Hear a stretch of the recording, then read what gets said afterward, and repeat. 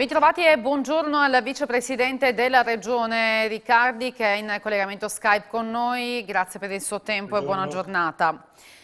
Parliamo Buongiorno a di voi. campagna vaccinale perché insomma prosegue, è stato inaugurato un nuovo centro vaccinale ieri a Udine, poi ieri 27.000 prenotazioni insomma per le categorie, per la categoria persone vulnerabili e per le persone tra i 75 e i 79 anni, è un dato che colloca la Regione al primo posto per percentuale di popolazione vaccinata in Italia. Insomma si prosegue in questo momento. A quanti vaccini siamo in media al giorno e qual è il trend? Allora, intanto ieri sera il dato finale è arrivato a 28.600, che è un risultato importante se consideriamo che oltre la metà è anche per prenotazione AstraZeneca, quindi vuol dire che la preoccupazione all'utilizzo di quel vaccino è venuta meno e quindi è un'arma importante che abbiamo a disposizione. Poi noi lavoriamo a migliaia di vaccini al giorno, diciamo che il nostro obiettivo è quello di riuscire a raggiungere quel tetto di 10.000 che è sostanzialmente il 2% del valore dei 500.000 che vengono considerati l'obiettivo che il governo ha in prospettiva, il numero di vaccini a somministrare in una giornata. Questo dipende ovviamente anche da quanto c'è a disposizione. Ecco, in che tempi si può raggiungere questo obiettivo? Ma dipende dalle dosi che ci verranno consegnate dal governo. Io adesso non lo so quanto, diciamo che ci attestiamo a circa la metà oggi, quindi noi stiamo viaggiando in linea sostanzialmente con le dosi disponibili. Abbiamo accelerato molto per quanto riguarda la costituzione dei centri massivi di vaccinazione. Ieri abbiamo aperto il punto importante della fiera di Udine. Sabato apriremo la Tisana, stiamo lavorando per aprire anche Gemona, lunedì sarà aperto Pordenone, poi stiamo individuando delle soluzioni per San Vito al Tagliamento e Sacile. Diciamo, stiamo moltiplicando i centri vaccinali, ci stiamo organizzando per cercare di dare delle risposte nel miglior modo possibile. Ecco appunto sì, si era partiti con gli ospedali del territorio, i centri invece di vaccinazione di massa saranno praticamente la regola, sempre di più in sostanza questa è la strada da perseguire.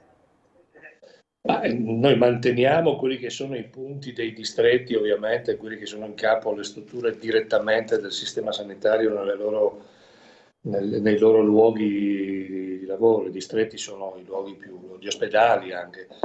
Però tendenzialmente cerchiamo di togliere questo afflusso dentro gli ospedali, in particolare gli ospedali più grandi, per realizzare strutture massive organizzate che consentano di fare molti vaccini anche contestualmente. Insomma. Questo è il lavoro che stiamo facendo, mi pare che stia dando anche risultati. Peraltro, a parte qualche critica che può essere insomma, anche normale se è positiva rispetto alla soluzione di alcuni problemi, come è arrivata nei giorni scorsi, per il resto mi sembra di vedere una popolazione abbastanza soddisfatta di quello che stiamo offrendo.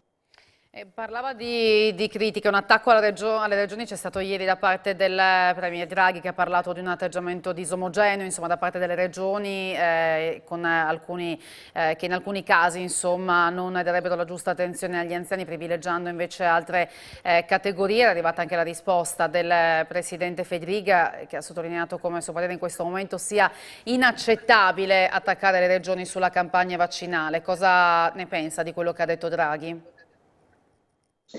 Ma io penso che le regioni sono tutte le regioni, quelle governate dal centrodestra, governate dal centro-sinistra, senza distinzione di parte, sono le organizzazioni che si sono prese sulle spalle tutta questa operazione. Cioè, il governo ci ha dato un piano che è stato applicato come è stato applicato, mettendo i vulnerabili, che è l'elemento di maggiore criticità, quindi la disabilità, in una condizione di dover essere vaccinato più tardi rispetto agli over 80, perché ha stabilito che gli over 80 fossero una categoria maggiormente a rischio. Poi è arrivato AstraZeneca e quindi si è aperta, si è definito il servizio essenziale, poi lo si è tolto. dovevano arrivare centinaia di forze che si aggiungevano a quelle che le aziende sanitarie delle regioni mettevano a disposizione, non sono arrivate. Quindi io non credo che sia il caso di aprire scontri tra governo e regioni e nemmeno di avere regioni e regioni che declinano il piano come ritengono più opportuno. Io penso che il sistema debba continuare a ragionare unito. Io non vedo sostanziali differenze. Ci possono essere stati dei problemi, ma vorrei capire qual è l'organizzazione perfetta dove non può verificarsi qualche problema. Non è il momento della polemica, come spesso vedo. Ci sarà il tempo della polemica, quanto ne vorranno coloro che devono dare fiato alle proprie tastiere, alle trombe, avendo ruoli istituzionali. Credo che se c'è un confronto che deve costruire le cose, io penso sia giusto. Se dobbiamo cominciare a dire chi è il più bravo dell'altro e che ti arriva qualcuno e fa le cose che devi fare tu, io credo che le regioni abbiano fatto ampiamente il loro dovere nel corso di questi mesi. Senta, vaccini, prima arma per combattere il Covid, per superare anche la situazione insomma, nella quale siamo in questa terza ondata in zona rossa con insomma, dati che hanno preoccupato negli ultimi giorni ma che adesso ci dicono gli esperti sarebbero in miglioramento. È vero, secondo anche i vostri dati, che in Friuli Venezia Giulia il picco è stato raggiunto? Ma guardi, nell'ultima settimana abbiamo avuto un aumento del 2%, nelle 3 settimane precedenti avevamo 37, 38 e 57 d'aumento. Quindi è chiaro che il valore si è ampiamente ridotto. Oggi noi registriamo con un rapporto che è arrivato stanotte la riduzione dell'RT all'1,23, che è sotto la soglia dell'1,25, anche se manteniamo un rapporto contagio su 100.000 persone oltre il 250, quindi quello è un valore alto. C'è da dire un'altra cosa, noi non teniamo conto del valore del tampone che facciamo. Se noi andiamo a considerare il numero di casi positivi sui tamponi che facciamo, la nostra è una regione che sta di sotto della media italiana, quindi anche qui bisognerebbe fare un po' d'ordine. Non si può definire il dato di contagio in una regione nel momento in cui questo contagio viene cercato molto di più rispetto ad altre regioni dove viene cercato molto meno.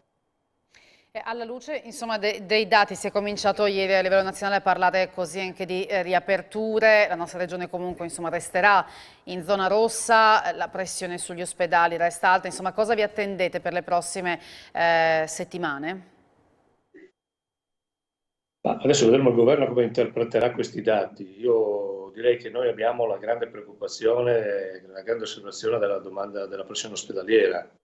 I pronti soccorsi sono pieni, le aree mediche hanno ricoveri importanti, le terapie intensive hanno raggiunto i livelli più alti della nostra esperienza pandemica e quindi la nostra grande attenzione va lì e dobbiamo tenere conto che c'è un anno alle spalle di fatica delle competenze professionali sanitarie che sono sempre quelle e purtroppo non riusciamo a trovarne altre. E su questo noi dobbiamo riuscire dopo questo anno di fatica, a governare il sistema ospedaliero, a continuare l'attività di sorveglianza e a fare la campagna vaccinale. Lei comprende che questa sia un'operazione molto, molto difficile. Io mi auguro che nel corso del prossimo mese si possa avere una situazione che riduce, perché riducendo il contagio noi a questo punto siamo in grado anche di avere una domanda ospedaliera più limitata e continuando, perché l'unica vera risposta è la campagna vaccinale, continuando a queste velocità e con queste dimensioni, con l'annuncio che c'è stato di oltre 200.000 dosi nel prossimo mese, è chiaro che riusciremo a fare un lavoro importante come abbiamo fatto. La tabella di Gimbe l'ha fatta vedere lei adesso, a chiudere la doppia dose come abbiamo fatto, risultando, insomma, facendo un buon lavoro. Adesso io non voglio fare quello che si mette a fare le classifiche. Siccome me le fanno quando sono in difficoltà, io non le faccio quando sono in testa, come in questa occasione. Grazie per essere stato con noi questa mattina e buon lavoro al vicepresidente della Regione Riccardi.